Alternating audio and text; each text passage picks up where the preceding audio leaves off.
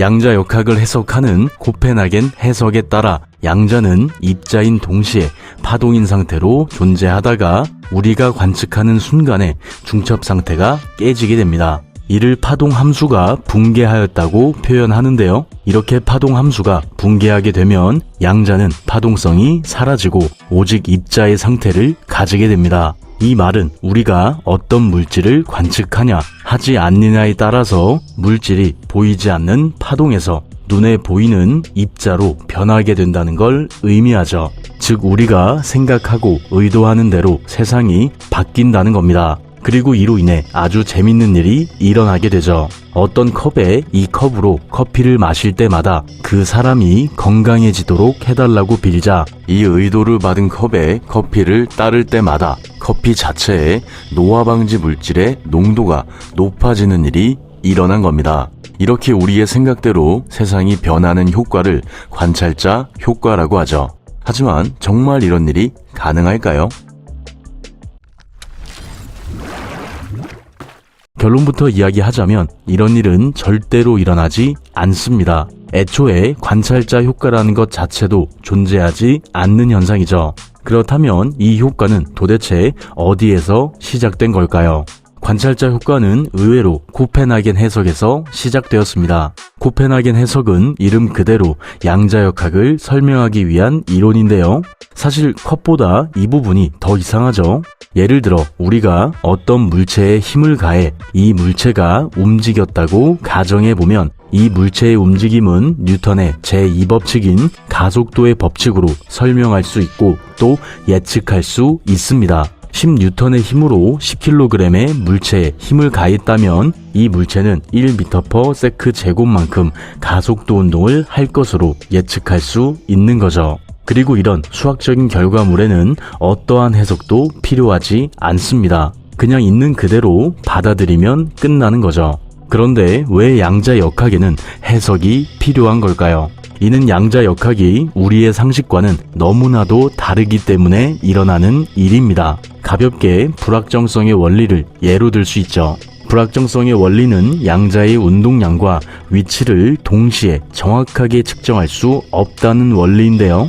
이를 위치의 불확정성인 델타 X와 운동량의 불확정성인 델타 P의 곱시 디렉 상수를 2로 나눈 값보다 크거나 같다고 표현할 수 있죠. 여기서 디렉 상수는 플랑크 상수를 2파이로 나눈 것이기 때문에 플랑크 상수의 4파이로 나눈 값으로 쓰기도 합니다. 어쨌든 이 식의 의미는 어떤 양자의 위치 불확정성이 낮아지게 되면 즉 위치를 정확하게 구하면 구할수록 이 양자의 운동량의 불확정성이 높아진다는 걸 뜻하죠. 조금 더 단순하게 델타 X와 P를 모두 3이라고 가정하고 디렉 상수를 2로 나눈 값을 9라고 한 뒤에 이 값이 서로 같다고 해보겠습니다. 여기서 델타 X의 불확정성, 위치의 정확도가 높아져 1이 되었다고 다시 가정해보면 이 식을 만족시키기 위해 자연스럽게 델타 P의 값이 9가 되는 것을 볼 수 있는데요. 이는 델타 P의 불확정성이 높아진다는 것이고 이 양자의 운동량이 정확하지 않다는 걸 뜻합니다. 그 반대도 마찬가지죠. 델타 P의 불확정성이 낮아져 1이 되면 이번에는 반대로 델타 X의 값이 9가 됩니다.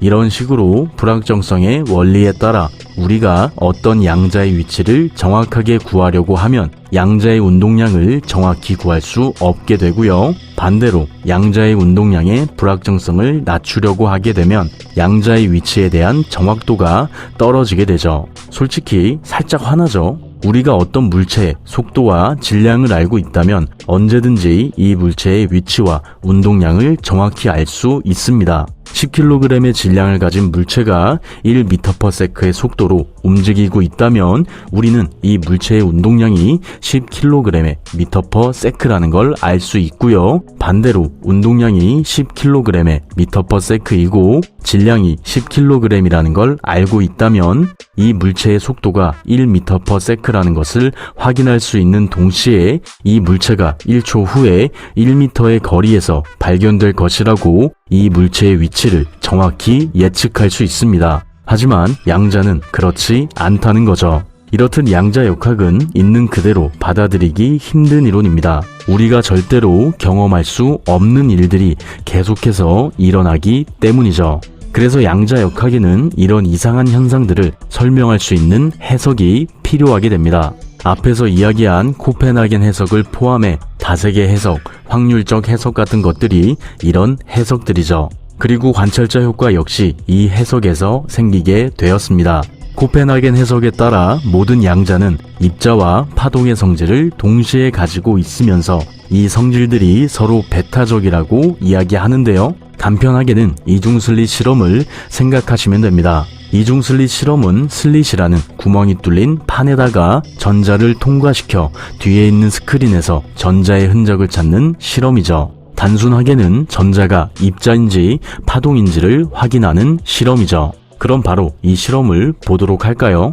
먼저 전자가 입자인지 아니면 파동인지 모르기 때문에 전자가 어떤 성질을 가졌는지를 확인하기 위해서 구멍이 2개인 이중 슬릿에 많은 수의 전자를 한꺼번에 통과시켰다고 해보면 이때 이중 슬릿 뒤편에 있는 스크린에는 간섭 무늬, 즉 파동에 의해서 생기는 무늬를 확인할 수 있는데요. 참고로 여기서 간섭 무늬란 파동이 서로 상쇄, 보강 간섭을 하면서 만들어지는 무늬를 말합니다. 여기서 상쇄 간섭은 파장의 마루와 골이 서로 반대되는 파장이 만나게 되었을 때 파장의 진폭, 높낮이가 작아지는 현상을 말하고요. 보강 간섭은 이와는 반대로 마루와 골이 서로 만나 진폭이 커지는 현상을 말합니다. 그래서 이런 식으로 두 파동이 서로 만나게 되면 사라져서 보이지 않는 부분과 더 선명하게 보이는 부분이 생기게 되죠. 바로 이 무늬가 간섭 무늬입니다. 그리고 이렇게 스크린 뒤에 간섭 무늬가 생긴다는 건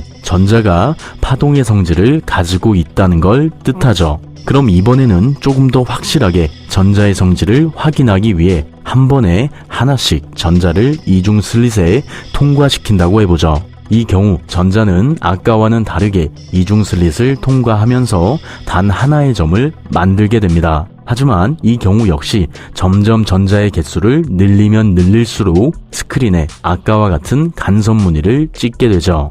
전자를 한 번에 많이 통과시키나 한 번에 하나씩 통과시키나 전자는 파동의 성질을 가진다는 겁니다.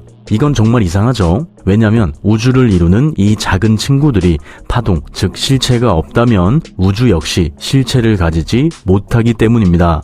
우리가 지금 보는 스마트폰이나 침대, 베개가 모두 만질 수 없는 파동으로 이루어져 있다는 말도 안 되는 결론이 나게 된다는 거죠. 그래서 이를 다시 확인하기 위해 다른 방법으로 또다시 실험을 진행했습니다. 이중 슬릿의 구멍에 센서를 달아 전자가 정말 이 두 구멍을 동시에 통과하는지 아니면 하나의 구멍만을 통과하는지를 지켜보며 정말 전자가 파동인지를 직접 확인해 보기로 한 거죠. 그리고 그 결과 정말 놀랍게도 이중 슬릿에 센서를 달자마자 이 두 구멍을 통과하는 전자는 입자처럼 행동하기 시작했습니다. 스크린에 간섭 무늬가 생기는 게 아니라 이중 슬릿의 구멍과 같은 두 줄의 선명한 무늬가 생긴 거죠.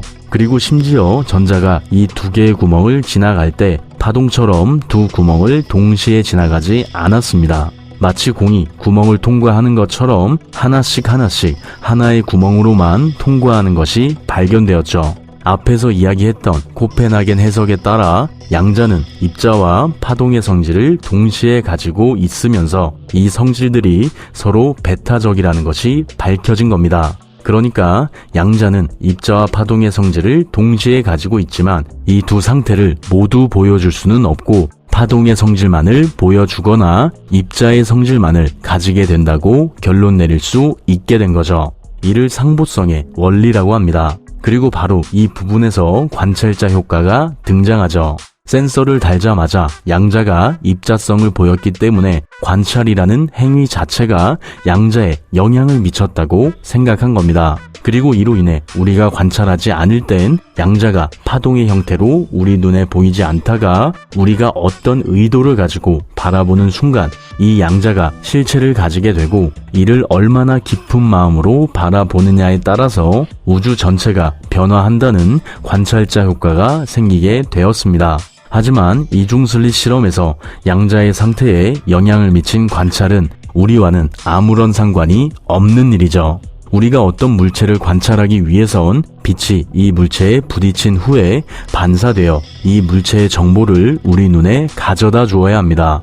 즉, 관찰이라는 건 우리가 직접 어떤 물체에 영향을 미쳐서 이 물체에 대한 정보를 얻는 것이 아니라 그저 빛이 가져온 정보를 확인하는 게 전부라는 거죠. 그래서 우리가 굳이 보지 않아도 지구의 표면에 쏟아지는 빛이 지구의 모든 것을 관찰하게 되고요. 심지어 우주 전체에 퍼져 있는 빛까지도 우주 전체를 관찰하고 있다고 말할 수 있습니다. 우리가 눈을 부릅뜨고 보건 말건 우주에 존재하는 모든 천체는 항상 관찰되고 있는 거죠. 사실 앞에서 이야기했던 불확정성의 원리도 이와 마찬가지입니다. 우리가 양자의 운동량과 위치를 정확히 알 수 없는 건 우리의 관찰이 양자에 영향을 미쳐서 그런 게 아니라 빛과 양자의 에너지가 거의 비슷하기 때문이죠. 그래서 양자를 관측하기 위해 양자에 빛을 쏘게 되면 빛이 양자를 궤도에서 이탈시켜 위치를 정확히 알 수 없게 되는 겁니다.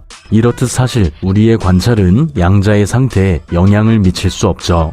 마지막으로 정리해보자면 이중슬릿 실험 중 양자의 상태가 파동에서 입자로 바뀌게 된 것은 관찰이었는데요. 이로 인해 마치 우리가 의도를 가지고 무언가를 바라봤을 때 이 양자의 상태가 바뀌는 것처럼 보일 수 있지만 사실 우리는 그저 반사된 빛을 보는 것이기 때문에 우리의 관찰은 양자의 상태에 어떠한 영향도 미칠 수 없습니다. 따라서 우리가 어떤 의도를 가지고 물질을 바라봤을 때 이 물질이 우리의 의도대로 변한다고 이야기하는 컵에 누구든 건강하게 해달라는 의도대로 컵에 커피를 따랐을 때 노화 방지 물질이 많아지게 되었다는 이런 관찰자 효과는 절대로 존재할 수 없다고 결론 내릴 수 있죠.